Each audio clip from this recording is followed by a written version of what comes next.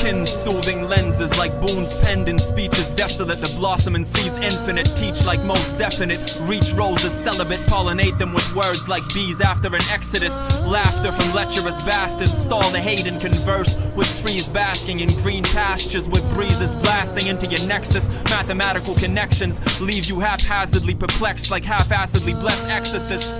Zen mentalists with text-perfect penmanship. Those who detest accursed apprentices, I verse them with sentences. Inhale the blasted fumes like... Alright, peace, shalom. Today we will be dealing with a really short clip about the esoteric or the metaphysical or the spiritual meaning behind the story of Adam and Eve and even the virgin birth. Now, when you deal with this topic, or when you deal with the scriptures in general, there's a lot of depth to it and a lot of layers. Even when you deal spiritually or metaphysically, there are various degrees of breakdowns of different spiritual teachings or of the same stories. There's different teachings on the same story. So I wouldn't say one is correct. A lot of people say, well, if you don't take it this way, man, you saying something, or you're teaching it wrong. What I would say is whatever helps you get to that Christ-like state, whatever helps you to be like Christ, is a good way to teach it. Some might be on a infant level, some might be on a collegiate level. But like I said, when you teach the scriptures spiritually and try to break down the symbolism in them, I think there are various degrees and various teachings on the same topics. And I ascribe to a few of them on different topics because they all make sense and they all explain the reality of life. So with that, I wanted to break down one of the meanings or one of the understandings I have on these two topics. The story of Adam and Eve and the virgin birth. A lot of people take them literal, and peace to you all. And I have no disagreement with you all. I try to meet with everybody on the level that they're at. So with that said, I did an earlier video about the tree of life and the tree of knowledge of good and evil. And when we partook of that tree of knowledge of good and evil, we descended into a realm of separateness, or should I say compartmentalizing. Everything is broken up to me, you, that, this, and we look at everything separate. For instance, up and down we look at separate, not as one, because up and down is really one. If you look up in the sky and you look down on the ground, you can't tell me what is up and what is down. But we start to divide because we have lived in the recesses of our mind. And I'm of the understanding, to reach that tree of life, you have to live in the realm above the mind and use the mind for you, not live in it and let it control you. So with that, let's look at the symbolism of Adam and Eve. And if you understand the tree of knowledge of good and evil is descending into this dualistic nature, meaning up and down, right and left, then you will understand what I'm bringing today. And again, the story of Adam and Eve and the serpent, I have understood various teachings and agree with various teachings esoterically on this topic, but this is just one of them. So again, we read in the beginning, Adam was first created, okay? And we read in the garden, it's through Eve that the serpent persuades Adam to disobey. So we see, for some reason, the serpent couldn't persuade Adam directly. So if you want to reach the man, you have to go through the woman. Why is that? Again, we have to understand the principle of duality, okay? Feminine and masculine. The feminine is always what births anything. For instance, Mother Nature is called soil, or Mother Nature is called mother because she is the one who births. Okay? She is the one who manifests. The woman always manifests. That's why you have some religions that say the woman is God, because the woman is the one manifesting or creating, or is what is being created upon, should I say. For instance, even the woman with the man, the woman is the one who manifests the baby per se, or brings it out. Okay. So with that understanding, we see that Adam, and again, when I'm breaking this one down, we're dealing with polarity. We're dealing with masculine and feminine. If you understand masculine, masculine is usually the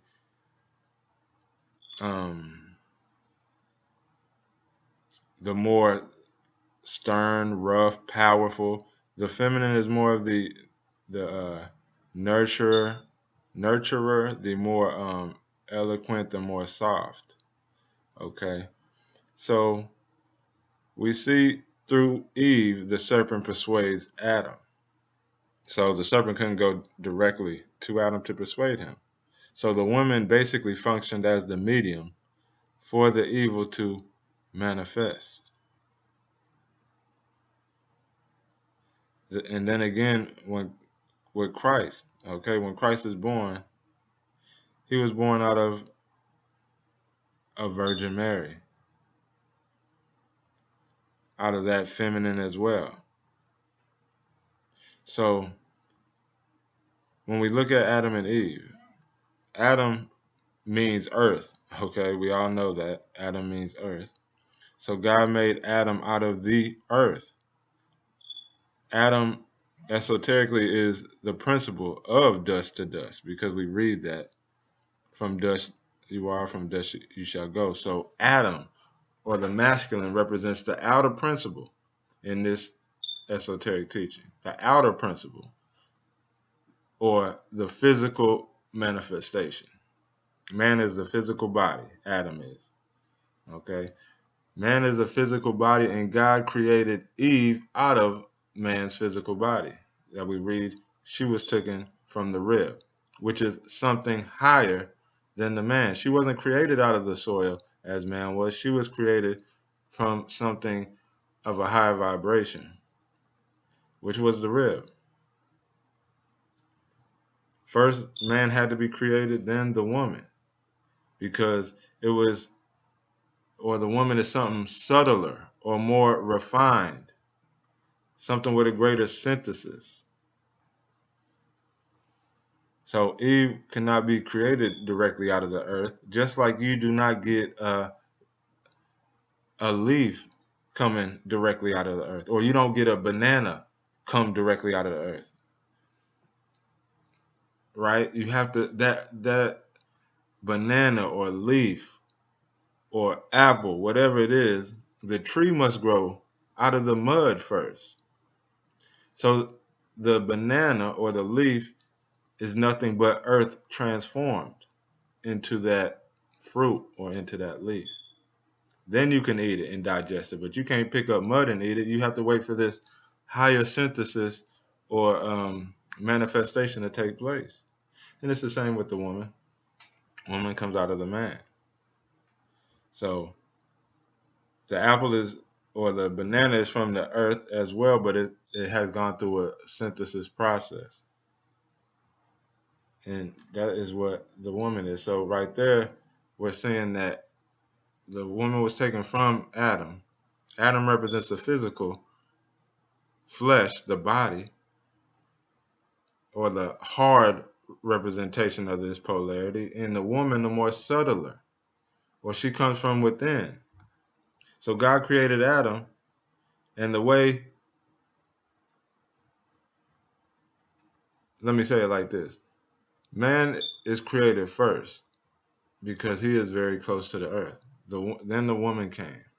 She is not so close with the earth. She was just like an apple, or the roots of a tree, or the tree is closer to the earth than the apple per se, because it went through a synthesis. So the woman is created. And if anybody has looked up Eve's name, I think it means life, but even more in a metaphysical way, it means psyche, okay, or soul. So Adam, the name Adam represents earth, and Eve represents psyche, which is the feelings or the inner, okay, or the more subtler to the more um, harder or fleshly. So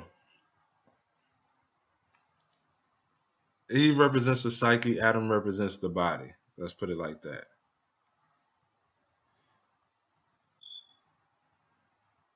Man is the body principle, woman is the psyche. Man is the body, let's say woman is the mind. Everything happens through the mind. Whether you do bad or good, your mind has to be convinced of it first. Your mind has to be convinced about it first. Everything happens first as an idea before it can be actually manifested. Your body cannot be persuaded to do something unless your mind tells it to do it. Anything that happens has to go through the mind. So, why did the serpent go to Eve? Well, if Eve represents the mind controls the body, right? Only the mind can be persuaded. This is why Eve was persuaded, and Adam uh, went along and fell as well. Because only the mind can be persuaded, convinced, or seduced, and then the mind persuades the body very easily. Matter of fact, the body follows the mind just like a shadow. So once your mind manifests on a thought, most likely you're going to manifest it into reality. So through Eve or through the mind, Adam fell or the body fell. So through Eve, Adam was expelled from the garden. And then through Eve or through this mind, we have come into this world of duality, separateness, where everything is separated. Me from you from the computer, you from your earphones, you from your mother. Everything is separated. And so we fell because we live through our mind and we're swayed by our mind. Our mind goes to the left, to the right. It goes up and down. It goes to good and bad. And this is where we live. So we're never getting out of this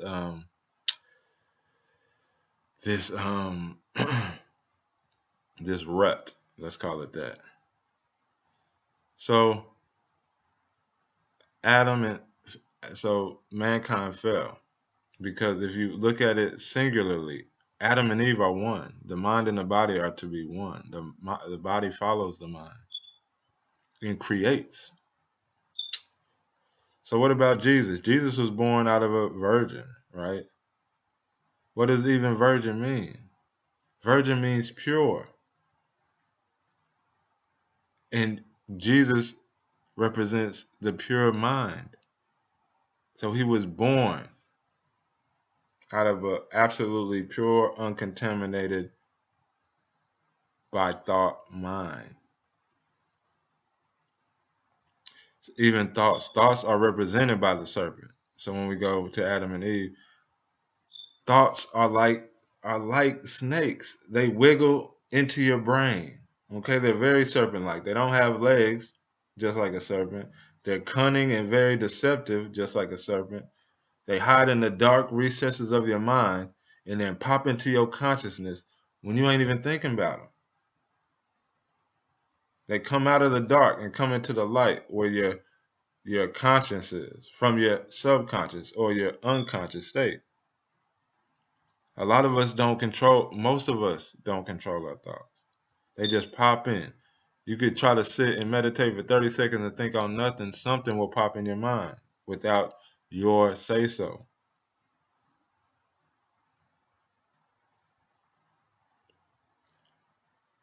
So thoughts are like this, like a serpent. Have all the signs of a serpent. They pop into your head. So as long as we live within the mind, we're going to be swayed in this world of good and evil. But the virgin birth signifies a purified mind. And Eve symbolizes a mind full of thoughts, full of serpents. So Jesus entered the world through purity, through a virgin, through innocence. But thoughts are cunning. Okay? And that's why the scriptures say the hearts of men are wicked, because our thoughts creep in and out. And once we get persuaded by these things.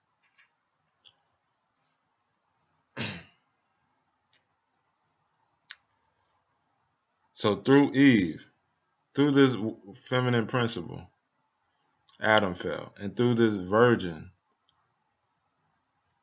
birthed Jesus, who rose and entered this tree of life. So even if you look up the name for Mary, it symbolizes rebellion, the Hebrew word for Mary. So through disobedience, Adam fell. And through rebellion, Jesus came through and rose. And this is why Jesus is heavenly and Adam is earthly. Jesus represents you transcending or rising above the mind.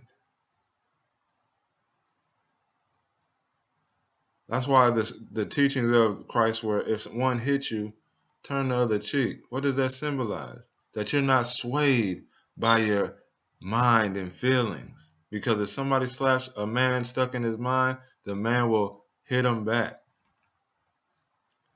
But a man who controls his own thoughts could stand there and turn the other cheek and not be swayed by something outside of him. But he controls himself.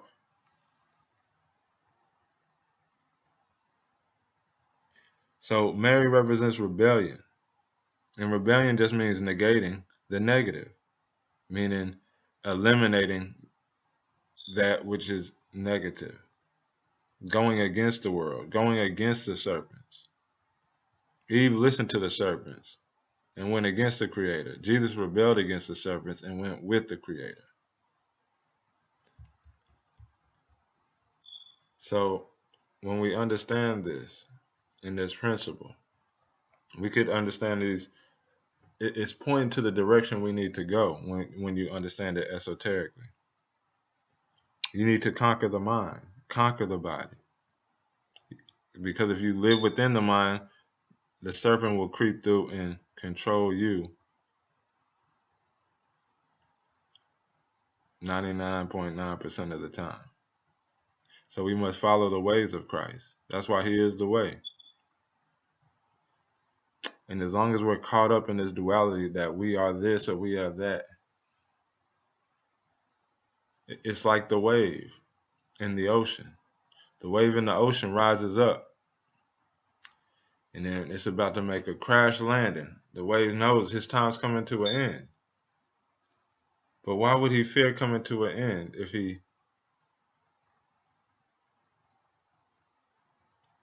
if he knew what he truly was? And this is like us. We rise, we think with his body, and just like the wave, when the wave crashes, the wave disappears. It's no longer that individual wave again. But if the wave knew all along it was the water, it would have nothing to fear. And the same with us. We see ourselves separate from the water. That's when you live in duality. You're separate and the water is up in the sky somewhere. No, it's all together. When you realize that, you will partake of that tree of life. With that, I want to say peace.